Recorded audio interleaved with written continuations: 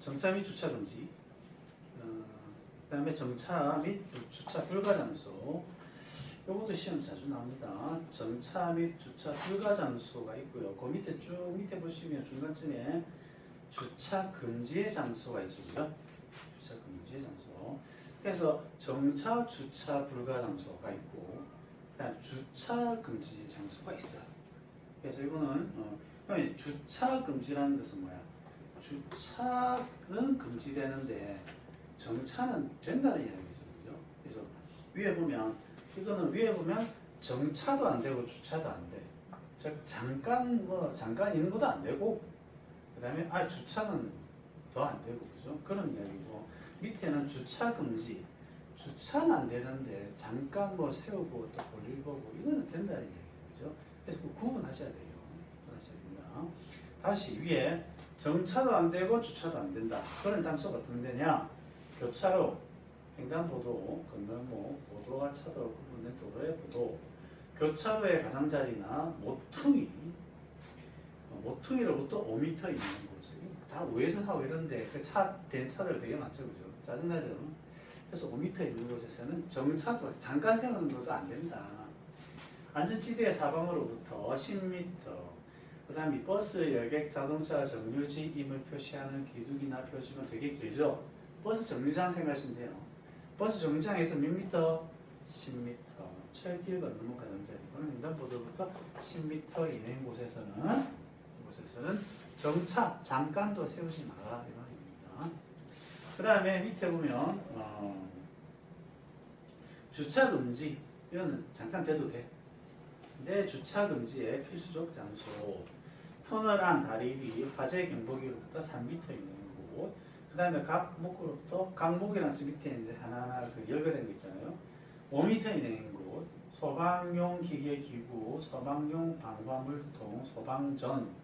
하나, 둘, 셋, 네 개가 있는데 세 개까지는 전부 다 소방입니다. 소방 관련이고, 그 다음에 도로공사를 하고 있는 경우에 그 공사 구역이 양쪽 가장자리부터 몇 미터?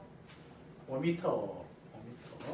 5m인 곳에서는 5m는 뭐죠? 주차 금지 장소다 이 얘기죠. 그러니까 정차한 것은 된다는 거죠. 그래서 소방용 방화물통이 있는데 그 옆에 잠깐 돼도 되겠죠, 뭐, 그죠? 지금 당장 화재가 난 게 아니잖아. 그런 경우도 된다는 얘기죠. 근데 조금 애매한 거는 이제 이런 거죠. 터널 안에서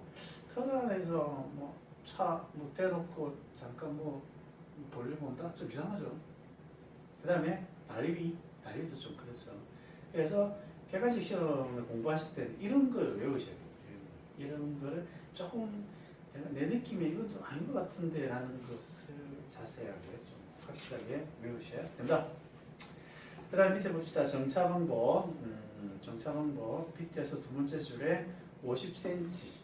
숫자는 다 중요합니다. 객관식 시험에서 나열된 거, 열거된 거, 그 다음에 대조, 반대말, 그 다음에 숫자 이런 거는 중요하다. 그래서 이거는 차를 대면은 벽부터 한 50cm 띄워야 그 사이에 사람이 지나가겠죠. 그죠? 보행자가 사람 지나가라고 조금 띄워줘야 된다. 안 그러면 사람이 그 차도로 가야 되잖아요. 그래서 위험하죠. 그 다음에 39페이지 보겠습니다. 차의 등화 및 차의 신호. 등화라는 것은 불 켜는 거, 전조등, 후미등, 불 켜는 거. 대통령령이 정하는 바에 따라서 불을 켜야 되는 경우 밤에 불 켜야 된다. 안개가 끼면 불 켜야 된다. 그 다음에 터널이나 문에가 고장 하는 경우에 불 켜라. 그런 건 별거 없습니다. 그 다음에 밤에 도로에서 차를 운행하는 경우의 등화. 도로에서 차를 운행할 때 켜야 하는 등화의 종류. 자동차의 경우에는 전조등, 차폭등, 미등 당연하죠. 여기서 중요한 것은 당연한 것은 안 해도 돼. 좀 당연하지 않은 것들이 있죠. 실내 조명등이 좀 애매하죠, 그죠? 실내 조명등, 실내 조명등, 승합자동차와 여객자동차 운수사업법에 따른 여객자동차 운송사업용 승용차만 해당된다. 말이 어렵죠, 그죠? 간단하게 이야기하면 버스하고 택시는 어떻게 돼? 실내 조명을 켜야 된다는 이야기입니다. 실내 조명을 켜야 된다. 컴컴하게 해달면 안 된다는 이야기입니다. 버스하고 택시는 안에 밝게 해야 된다는 이야기죠. 이해가시죠? 그 다음에 그다음 밑에 그래서 전조등 여기서 등화 부분에서는 실내 조명 등이 제일 중요합니다. 실내 조명 등 반드시 이해하셔야 되고 그 다음에 원동기 장치 자전거 오토바이죠. 오토바이인 경우에는 전조등 미등 그다음 견인된 자동차 견인되는 차입니다. 사고가 나가지고 견인차가 끌고 갈 때 견인을 당하는 차 미등 켜고 차폭등 번호등 켜야 되는데 여기서 전조등 켜면 안 됩니다. 반드시 꺼야 됩니다. 전조등은 꺼야 되는데 이거 중요합니다. 이런 것들이 시험 자주 나오죠. 전조등을 왜 꺼야 되죠? 그죠? 견인되는 차는 차 자체가 삐딱하잖아. 삐딱한 상태에서 전조등까지 켜면 그게 다른 차에 눈이 부시죠, 그죠? 눈이 부시죠.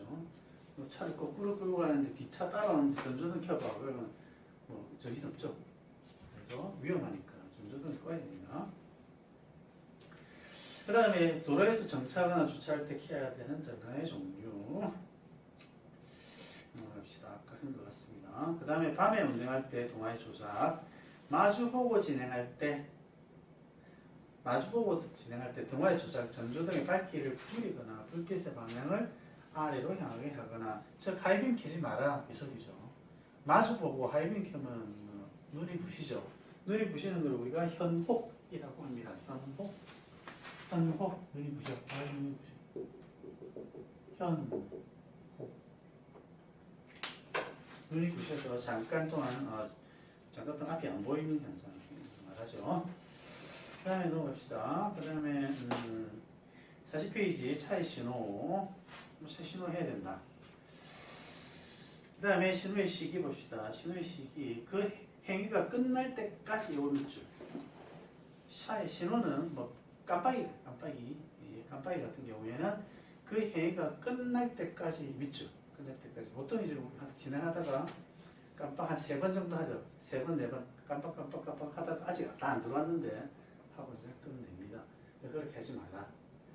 완전히 들어갈 때까지 깜빡이를 켜야 됩니다. 신호의 시기 및 방법 봅시다.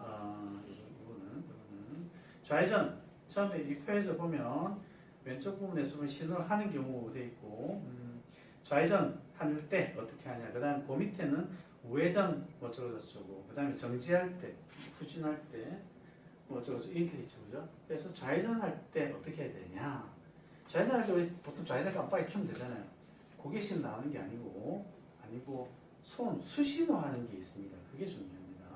좌회전 할 때 그 다음에 오른쪽 표에서 오른쪽으로 보면 신호를 하는 시기에 보면 그 행위를 하려는 지점에 이르기 전 30m 고속도로에서는 100m 앞에서 뭔가 깜빡이가 있으면 깜빡이를 해야 되고 뭔가 다른 손 수신호를 할 때도 수신해야 된다.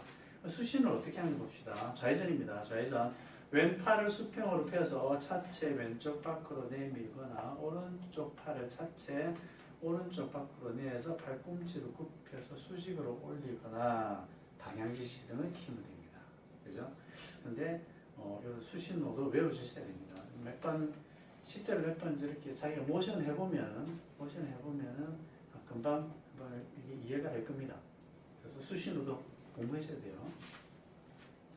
근데 보시면 오른팔을 차체로 오른쪽 밖으로 내밀어. 이게 가능합니까? 불가능하죠. 승용차 타고 가다가 내 오른쪽 팔을 오른쪽 밖으로 이게 불가능하잖아요. 그죠? 이건 다 오토바이나 자전거 이야기입니다. 자전거나 오토바이 이야기인데 우리는 아직까지 자전거 타고 1차로 달리고 이렇게는 안 되죠. 그죠? 그러나 법은 그렇게 되어 있습니다. 지금.